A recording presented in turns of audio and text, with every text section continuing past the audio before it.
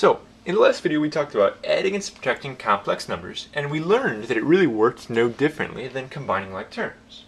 Multiplying complex numbers is going to remind you guys a lot of either distributing or FOIL, depending on the situation.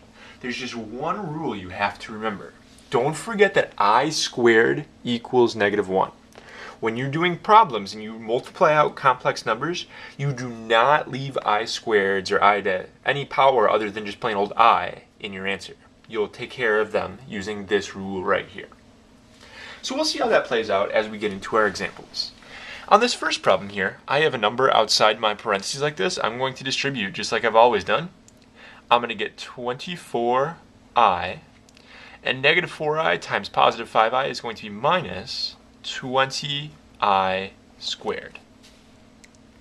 Now, that's not a wrong answer, it's just not done. You don't leave I squareds in your final answer because you can simplify them using our little rule right there.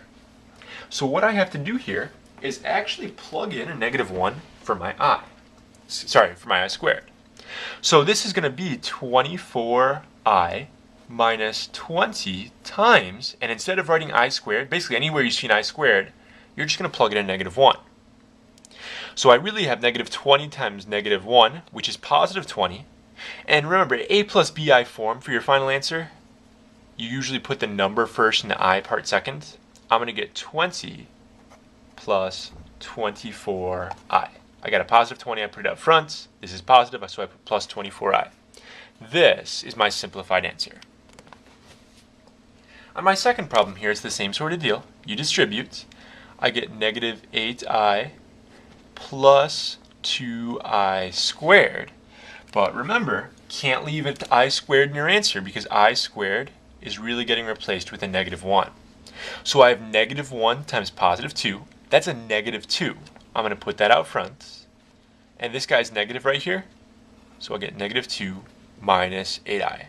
Notice my answers are not having any I squareds in them. Those got replaced by a -1. You should only see regular i's in your answer when you multiply.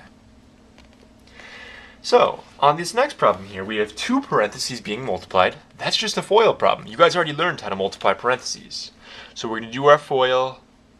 We get -45 plus 20i, plus 27i, and minus 12i squared.